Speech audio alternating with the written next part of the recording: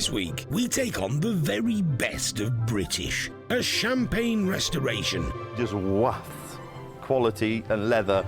on a lemonade budget. This is just such a fantastic car for very little money. Problem is, though, restoring a bad one can result in some wallet-emptying bills. Rolls-Royce and Bentleys are different to normal cars, you could say. I think you're just working on luxury. Some of the cars we get are worth as much as houses.